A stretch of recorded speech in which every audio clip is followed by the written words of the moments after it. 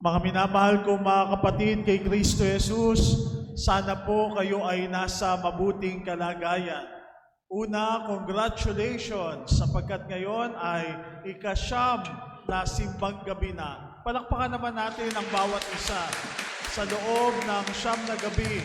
No, sa dami ng traffic, pinagkakaabalahan, subalit tayo ay nakaraos. Salamat Panginoon, salamat sa iyong biyaya at naisakatuparan namin ang siyam na araw ng simbang gabi. Subalit kahit nasa pangsyam na tayo, hindi pa rin mawawala yung ating Q&A. Ano? So meron pa rin tayong 3 rosaryo na galing sa Roma na ipamimigay.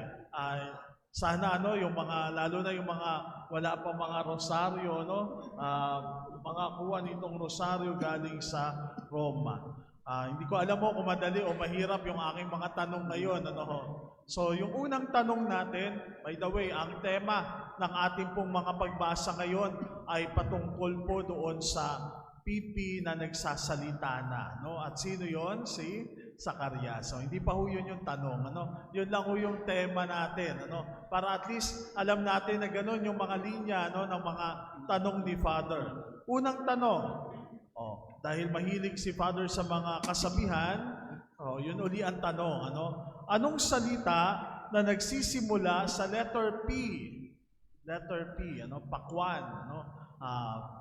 Ang bubuo sa kasabihan nating mga Pilipino.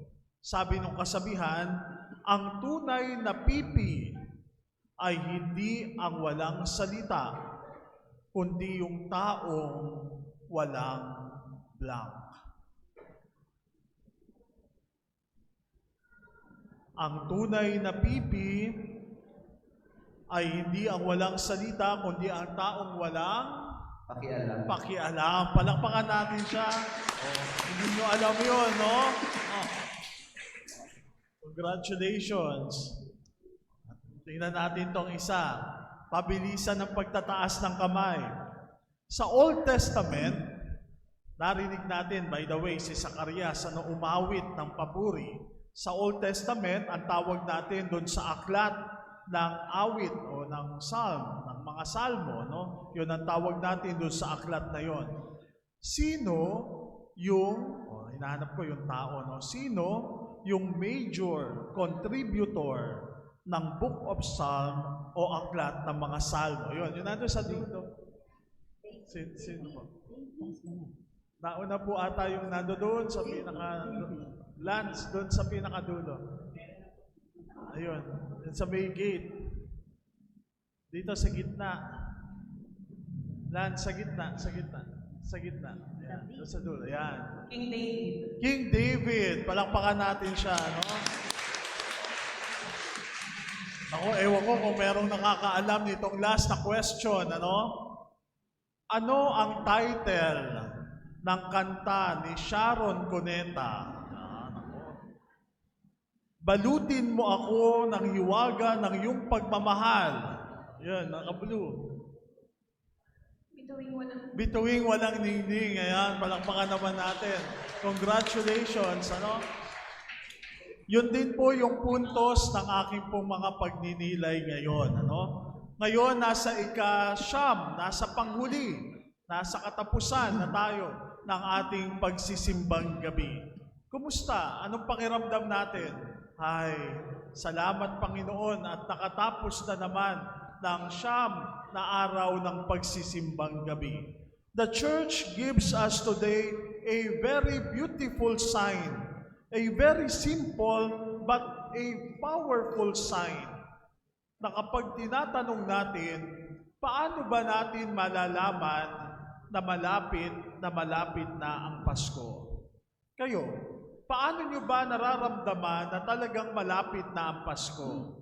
Kapag may isang kutsa na sa bahay, kapag may handa na, kapag meron ng mga bagong damit, kapag meron ng mga Christmas lights at Christmas tree, paano natin nalalaman na malapit na ang Pasko? At naririto na ang Pasko. 3 bagay po ang ating pagdinilayan ngayon. Una, malalaman natin na kapag naririto na ang Pasko, kapag nagsasalita na ang pipi. Kapag nakakakita na tayo at nakakarinig na tayo ng mga kamangha-manghang bagay. Yun po yung una. Pangalawa, mababatid natin na malapit na ang Pasko kapag meron ng mga sorpresa. Pangatlo, mababatid natin na malapit na ang Pasko kapag nabatid natin na ang Diyos ang may kontrol sa ating buhay kahit tayo'y mawalan ng ningning. Una, kapag ang pipi ay nagsasalita na, malapit na ang Pasko. Alam nyo, every December 24, yung huling simbang gabi at huling misa de Gallo, ang ebanghelyo parati ay si Zacarias ay nagsasalita na. Alam natin, yung kwento ni Zacarias, hindi ba? Na kung saan siya ay napipi dahil pinagdudahan niya ang nais ng Diyos para sa kanya. Si Zacarias na matagal na naging pipi ay biglang nagsasalita at hindi lang basta nagsasalita, siya ay nagbibigay ng papuri sa Diyos. Hindi reklamo ang unang salita na namutawi sa kanya matapos na siya ay mapipi. Hindi tanong ang namutawi sa kanyang bibig kung bakit nangyari sa kanya yung mga bagay na yon. Hindi siya nanghingi ng paliwanag sa Diyos. Bakit ako napipi? Anong nangyari sa akin? Bagkus namutawi sa bibig ni Zacarias ay pagpupuri sa Diyos. My dear brothers and sisters, bago dumating ang Pasko, marami din tayong naranasan na mga katahimikan sa buhay natin. Katahimikan ng paghihintay, katahimikan ng pagod, katahimikan ng hindi natin maintindihan ano nga ba ang plano ng Diyos para sa atin. Pero kapag ang Diyos ay kumilos sa ating buhay, ang katahimikan ay nagiging papuring awit natin sa Diyos. Ganun pala mga kapatid, ano? Sabi nga natin, yung silence, yung katahimikan, ito ay bahagi ng formation. At dun sa formation na yon, nandoon na may resultang inaasahan sa atin. Sa ating pagtatapos, nandoon na nawa na bago ang ating puso at kalooban.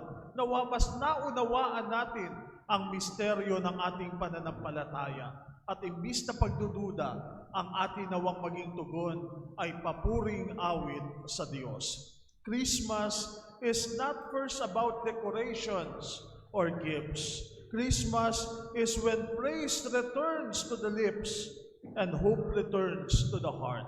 Kapag ang taong matagal nang nananahimik ay biglang nagsalita. Kapag ang isang taong puno ng takot ay biglang nagsalita. Kapag ang isang tao na puno ng pangamba ay muling nakapagsalita, ang maitutugon niya, salamat Panginoon, salamat sa lahat ng biyaya. At doon, mababatid natin na malapit na ang Pasko. Kaya nga pinapa-focus tayo doon sa essentials, doon sa importanteng bagay. At sino ang importante sa Pasko? Walang iba kung hindi si Kristo Jesus. Yun po ang una. Kapag narinig na natin na nagsasalita ang pipi, malapit na ang Pasko. Pangalawa, ang Diyos ay Diyos ng sorpresa. Kayo, anong gustong regalo ninyo ngayong Pasko? Paano ba kayo nasorpresa? Paano ba kayo nasusurpresa? Sa pamagitan lang ba ng mga regalo? Alam niyo sa ating unang pagbasa ngayon, si David ay may plano. Gusto niyang ipagpatayo ng bahay ang Diyos. Maganda yung intensyon ni David. Pero ano ang sabi ng Diyos? David, hindi ikaw ang magtatayo ng bahay para sa akin. Ako ang magtatayo ng tahanan para sa iyo. Alam nyo, nung isang araw, pinagnilayan natin yung salitang tahanan, hindi ho ba? Na sa kabila ng lahat, uuwi tayo doon sa ating tahanan, kung saan sinasabihan tayo, tahan na. Doon sa tahanan, doon lahat ng sorpresa, ay ibinigay sa atin ng Diyos. Hindi ikaw ang magtatayo ng tahanan sa Diyos, bagkus tayo ay pinaghahanda niya ng tahanan para sa atin. Ganito ang Diyos, binabaliktad niya yung inaakala nating direksyon ng buhay. Akala natin tayo ang nagbibigay, pero siya pala ang nagbibigay sa atin. Akala natin tayo ang may hawak ng plano, pero siya pala ang may malawak na pangitain para sa atin. Ganyan din po mga kapatid, ngayong Pasko. Walang naka-anticipate na ang Mesiyas ay darating bilang isang sanggol doon sa sabsaban, doon sa katahimikan ng gabi. Kaya nga, huwag tayong matakot sa mga sorpresa sa atin ng Diyos. Huwag tayong matakot. Minsan, ang delay, ang pagbabago, ang hindi pagsunod sa plano natin, yan mismo ang daan ng biyaya ng Diyos. Yun po yung pangalawa. Malalaman natin na naririto na ang Pasko kung nasusurpresa tayo. Pangatlo at panghuli, paano daw natin malalaman na naririto na ang Pasko kapag nabatid natin na ang Panginoon ang siyang may hawak, ang may kontrol sa ating buhay. Parehong sinabi po doon sa dalawang pagbasa natin, ang kasaysayan ay nasa kamay ng Diyos. Doon sa ating unang pagbasa, ang pangako niya kay David, sinabi ng Diyos na ang kanyang kaharian ay mananatili magpahanggang wakas.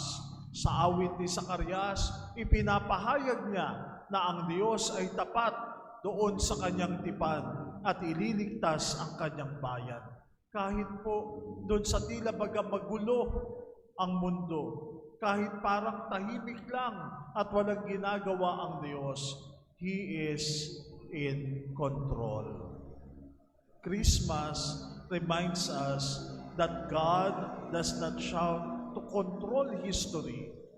Rather, He enters it quietly.